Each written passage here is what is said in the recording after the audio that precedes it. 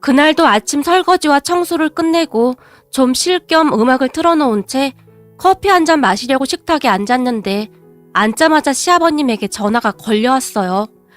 큰애야, 나다. 너 혹시 지금 바쁘니? 저요? 아니요. 설거지 막 끝내고 커피 한 잔 마시려고요. 무슨 일 있으세요? 그게 말이다. 내가 매번 너한테 미안한데 지금 경찰서로 좀 가주면 안 되겠니?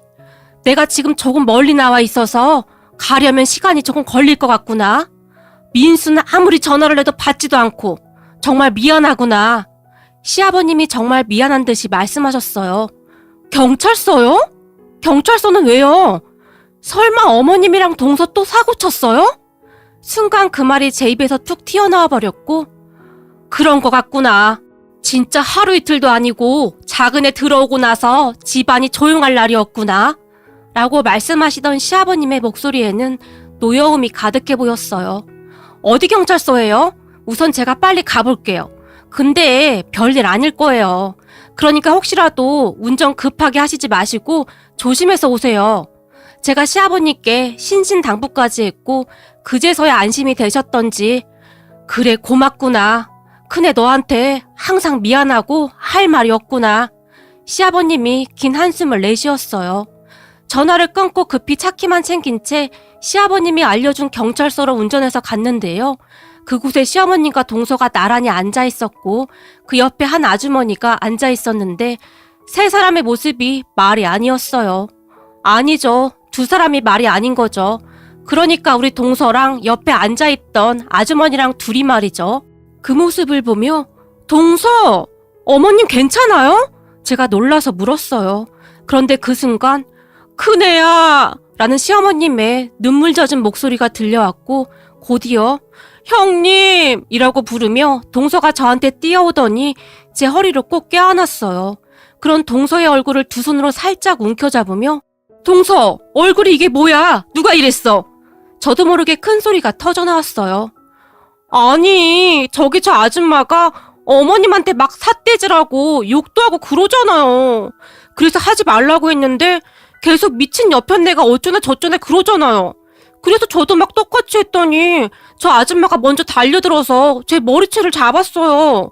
그래서 저도 막 말을 하던 동서가 울먹이기 시작했어요.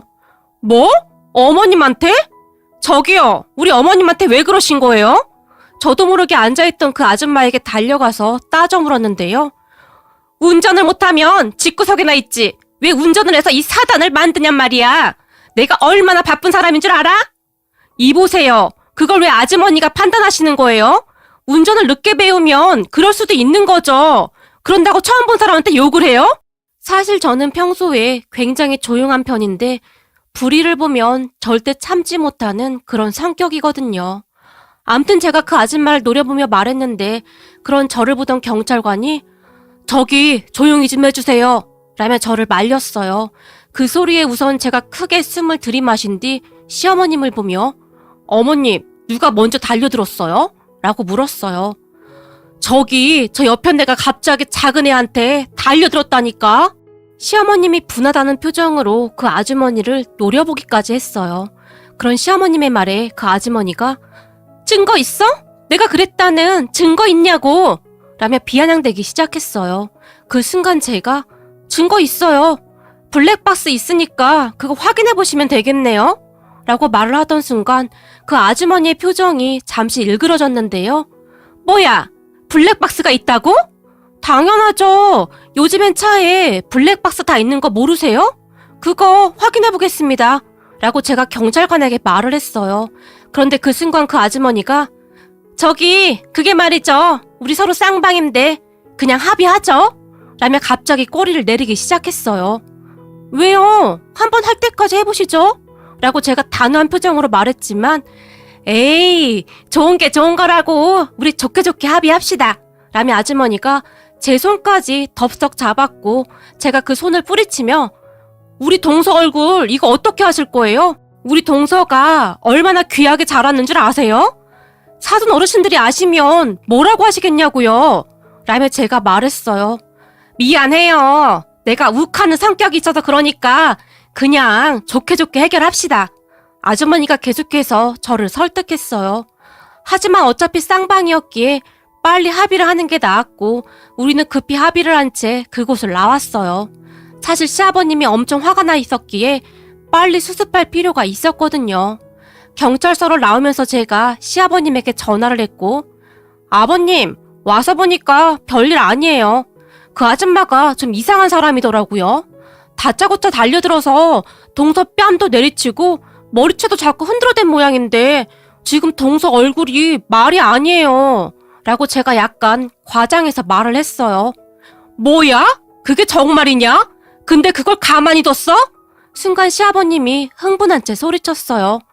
저도 그냥 확 고소해버리려고 했는데 아줌마 사정이 좀 딱하더라고요. 계속 빌어대기도 했고 동서도 그냥 합의하자고 해서 그냥 나왔어요. 그러니까 너무 걱정하지 마시라고요. 제가 시아버님에게 말했는데 동서 얼굴이 말이 아니라는 말에 시아버님의 화도 좀 누그러지신 모양이었어요. 그리고 옆에서 전화통화를 엿듣던 시어머님이 네 시아버지 화 많이 났지? 라고 걱정스레 물었어요. 아니에요. 지금은 괜찮으세요. 어머님이랑 동서 안 다친 게 천만다행이죠. 미안하구나. 다 늙어 빠져서 운전한다고 해서는. 시어머님의 눈에는 눈물이 맺혀 있었어요. 어머님, 운전하다 보면 다 그런 거예요. 저 예전에 운전 배울 때 사고를 어찌나 많이 쳤던지 친정아빠한테 맨날 야단 맞느라 등짝에 나만 하질 않았는걸요? 너도 그랬어? 넌 안 그랬을 것 같은데? 시어머님이 놀라서 물었어요.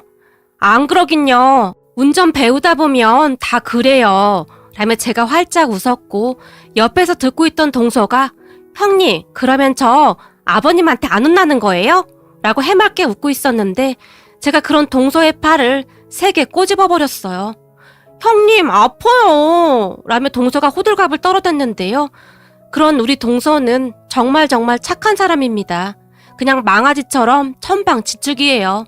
동서의 친정은 꽤 부잣집인데 딸만 둘인 그 집안의 막내로 부족함 없이 자라서 그랬는지 그냥 한없이 밝고 말갈량이 같았어요. 그런 동서와 저는 무려 7살 차이가 났는데 우리 남편과 서방님의 나이 차이도 꽤 있는 편이었고 서방님보다 동서가 더 어렸기에 저와는 7살이라는 나이 차이가 나게 되었어요. 우리 시댁은 시부모님과 우리 부부 그리고 동서 부부가 있는데요.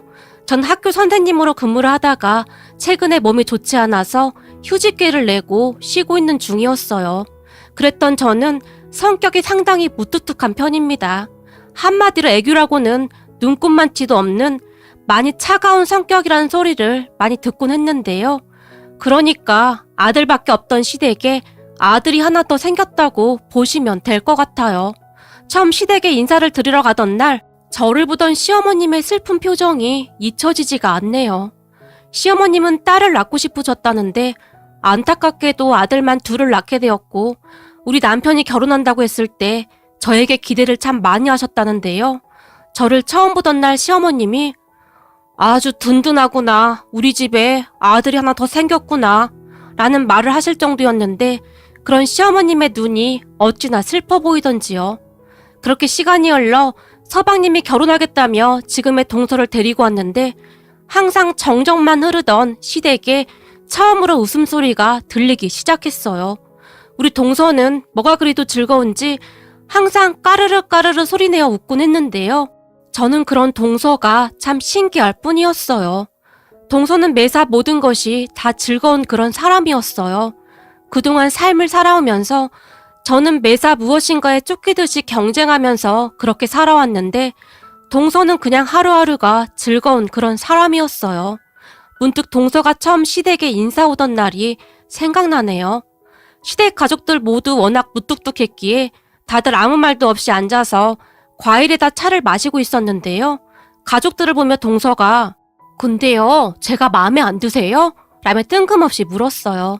그런 동서를 우리 모두 놀라서 바라봤고 시아버님이 그게 무슨 말이냐? 네가 마음에 안 드냐니? 아니 그렇잖아요. 저한테 뭐 궁금한 거 그런 거 없으세요? 전 할 말이 엄청 많은데요. 어제 밤새 종이에 적어왔어요. 여기 보세요. 제 주머니에 있어요. 라며 주섬주섬 주머니에서 잔뜩 구겨진 종이 한 장을 꺼냈어요. 그 말에 제가 그만 웃음이 터져버렸는데 정말이지 그냥 한없이 맑은 말갈량이 아가씨 같았다고 해야 할까요? 암튼 제 입장에서는 그냥 귀엽더라고요. 시어머님도 그런 저와 같은 생각이셨는지 순간 입가에 웃음이 번졌고 그럼 네가 적은 거 그거 한번 쭉 말해보렴 동서에게 말했어요. 그랬는데 동서가 갑자기 자리에서 벌떡 일어나더니 무슨 연설을 하듯이 목소리까지 낮게 내리깔고는 열심히 읽기 시작했는데요. 저는 춤추고 노래하는 것을 좋아합니다. 그리고 꽃꽂이도 정말 잘해요. 나중에 제가 꽃집으로 만들어 드릴게요. 라며 쉴 새 없이 쫑알쫑알 신나서 말을 했는데 그렇게 동서는 한참 동안을 손짓 발짓까지 해가며 아주 화려한 자기소개를 했어요. 그리고 그런 동서를 가족들 모두 웃음을 꾹 참으며 바라봤는데 특히나 우리 시어머님은 얼굴이 새빨개질 정도로 웃음을 참고 계셨어요. 사실 그전부터 우리 시어머님에게 약간의 우울증이 찾아왔었고 많이 힘들어하던 시간이었어요. 시어머님은 항상 한숨을 내쉬면서 사는 낙이 없다 라며 멍이 창밖을 내다보시거나 하루 종일 잠만 주무시기도 했거든요. 그랬는데 정말이지 어디로 튈지 모르는 둘째 며느리를 보며 너무나 신기한 듯 관찰을 하실 정도였어요. 그렇게 서방님 부부가 결혼을 했는데 그 뒤 시어머님과 동서는 마치 커플처럼 다니면서 약간의 문제를 일으키고 다녔기에 시아버님의 신기가 아주 불편할 수밖에 없었는데요. 사실 따지고 보면 큰 문제는 아니었지만 이게 하루 이틀 반복되자 시아버님의 목소리가 점점 높아지기 시작했고 나중에는 집안이 떠내려가라 소리까지 지르게 되었어요. 하지만 시어머님과 동서는 전혀 멈출 생각이 없는 것이었는지 매일같이 문제를 일으키곤 했어요. 그런 시어머님과 동서 때문에 저까지 맨날 불려다녔기에 저도 귀찮았던 것은 사실이었지만 저는 그런 동서가 밉지만은 않았어요. 동서가 들어온 뒤로 집안이 밝아진 건 사실이었으니까요. 거기다 우울증으로 병원에 다니시며 약까지 드시던 시어머님이 정말 많이 좋아지셨는데 소녀처럼 깔깔 소리내어 웃는 날이 많아졌거든요. 그랬기에 귀찮기도 했지만 한편으로는 동서에게 고맙기까지 했어요. 그러던 어느 날 동서가 결혼하고 시어머님의 첫 생신이 돌아왔는데 동서가 제게 전화를 해서는 형님, 오늘 어머님 모시고 밖에 나갔다가 한 3시간만 시간 좀 보내다 들어와 주세요. 라며 제게 부탁을 했어요. 왜? 뭐 하려고? 내일이 어머님 생신이시잖아요? 제가 서프라이즈 하려고요. 서프라이즈? 동서 그런데 뭐 위험한 거 그런 거 아니지? 제가 걱정스레 물었어요. 아니에요. 제가 어머님 기분 좋아지게 해드릴 테니까 기다려보세요. 그 순간 동서의 목소리가 춤을 추고 있었어요. 그렇게 얼마 뒤 동서에게 전화가 왔고 시어머님과 함께 현관문을 열었는데요. 우리를 보던 동서가 짜잔! 서프라이즈! 꽃밭에 오신 걸 환영합니다! 라며 천진난만한 얼굴로 활짝 웃었는데 집안의 모습을 살펴보던 시어머님과 제 눈이 휘둥그레지고 말았어요. 세상에나 집안이 온통 꽃밭이었고 꽃향기가 집안에 가득했어요. 그리고 그 모습을 보며 시어머님의 눈에서 하트가 나올 정도였는데요. 세상에나 여기가 천국이니? 정말 예쁘구나! 라며 눈물까지 글썽이셨어요. 시어머님의 말씀처럼 집안이 정말 아름다웠는데 그런 광경은 저도 태어나서 처음 본 듯하네요. 무엇보다도 시어머님이 정말 좋아하셨는데 동서의 그런 티 없이 맑고 발랄한 모습들을 보며 살면서 꽃을 선물 받아본 게 언제인지 모르겠구나. 오늘이 내 인생의 최고의 날이야. 라며 활짝 웃으셨어요. 제가 동서에게 정말 고마웠던 것이 동서가 결혼하고 얼마 뒤에 사실은 어머님이 우울증이 약간 있으셔. 그런데 동서가 있어서 얼마나 다행인지 모르겠어. 동서 덕분에 요즘 어머님이 자주 웃으시더라고. 라는 말을 했었는데 그걸 기억하고는 그러한 것들을 준비했던 것이었어요. 그랬으니 기특할 수밖에요. 그리고 그 뒤부터 시어머님과 동서는 한 쌍이 되어서 뭐든지 같이 하곤 했었는데 어느 날은 동서가 형님 우리 좀 살려주세요. 라며 제게 울먹이며 전화를 했어요. 왜? 무슨 일이야? 지금 어디야? 제가 놀라서 물었는데요. 시댁이요. 근데 빨리 좀 오셔야 할 것 같아요. 우리 너무 무서워요. 동서는 울기 직전이었고 시어머님도 옆에 계신 것인지 큰애야, 큰일 났다. 빨리 좀 와봐라. 라는 소리가 들려왔어요. 그렇게 제가 혼비백산한 채 시댁으로 갔는데요. 시댁 문을 열고 집 안으로 들어서다가 그만 기절 촉풍할 뻔했답니다. 세상에나 말이죠. 그 미꾸라지 있잖아요. 추어탕을 끓일 때 쓰는 그 미꾸라지요. 도대체가 몇 마리인지 셀 수도 없을 만큼 많은 미꾸라지들이 시댁 거실 바닥을 마구마구 활개치며 꿈틀거리고 있었어요. 아니 이게 다 뭐예요? 제가 시어머님과 동서를 바라봤는데요. 시어머님과 동서가 소파 위에 올라가서는 겁에 잔뜩 질린 채 저를 바라볼 뿐이었어요. 동서, 이게 다 뭐야? 아니, 그게 말이죠. 요즘 아버님께서 몸살 기운이 있다고 하셔서 추어탕 하려고 사왔는데요. 이왕이면 가족들이 다 같이 먹으려고 많이 사왔거든요. 그렇게 추어탕을 하려고 소파 앞 탁자에 얕은 대야를 넣고 미꾸라지가 잔뜩 들어있는 봉지를 확 부었는데 쟤네들이 갑자기 마구마구 튀어나와 버렸어요. 그래서 제가 너무 놀라서 미꾸라지 봉지를 놓쳤는데 이 모양이 됐어요. 근데 쟤네들 왜 이렇게 큰 거예요? 동서가 겁에 질린 채 말했어요. 우리 집에서 시댁까지 거리가 10분 정도 걸리는데 제가 올 때까지 기다리고 있었더라고요. 그런 동서를 보며 추어탕은 그냥 밖에서 사 먹으면 되는데 근데 동서 추어탕 끓일 줄 아는 거야? 해본 거야? 아니요. 얼마 전에 요리 동영상 보니까 별거 없길래 한번 해보려고 했던 건데 그 영상에선 이런 비상 상황은 없었는데 쟤네들은 왜 이러는 거예요? 동서가 마구마구 몸을 비틀어대고 있는 미꾸라지들을 보며 잔뜩 인상을 쓰며 말했어요. 그런 동서의 말에 저는 그저 기가 막힐 뿐이었는데요. 옆에서 우리의 대화를 듣던 시어머님이 그러니까 내가 그냥 사 먹자고 했잖아. 일 어쩌니 그래? 니들 시아버지 오면 또 한번 난리 칠 것 같은데. 큰애야, 근데 나도 저 미꾸라지들이 너무 무섭구나. 징그러워서 만질 수가 없어. 어떡하니? 그렇게 시어머님과 동서는 소파 위에 선 채 저만 바라보고 있었고 그 모습에 그저 어이가 없어서 저는 웃음만 나왔어요. 그러다가 제가 난장판이 된 그 모습을 휴대폰으로 촬영하고 있었는데 지금 이 와중에 그건 왜 찍는 거야? 시어머님이 놀라서 물었고 어머님, 저는 이런 광경은 난생 처음이에요. 너무 신기해서요. 라며 제가 큰 소리로 웃고 말았어요. 그리고 우선은 고무장갑을 낀 채 용감하게 거실 바닥을 휘젓고 다니는 미꾸라지들을 잡기 시작했는데 그런 저를 보며 동서가 우와, 우리 형님 짱이다! 라며 박수까지 쳤어요. 그런데 미꾸라지들이 왜 그리도 미끄러운지 잘 잡히지도 않았고 도대체가 얼마나 많이 사온 것인지 잡아도 끝이 없었어요. 그 와중에 집안에 비린내가 진동해서 이건 뭐 난장판도 그런 난장판이 없었어요.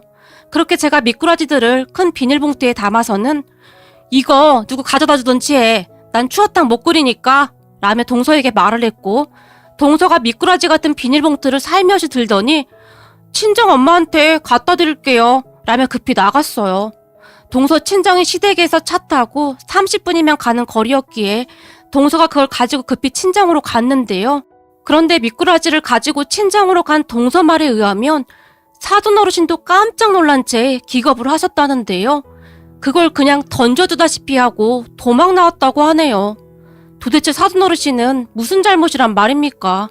그리고 시어머님과 저는 비린내를 없애기 위해 주방세제로 집안을 몇 번이나 닦았는지 모르겠습니다. 하지만 미꾸라지 비린내는 완전히 없어지지 않았고 잠시 후 청소를 끝내자마자 집 안으로 들어서던 시아버님이 아니 이게 무슨 냄새야?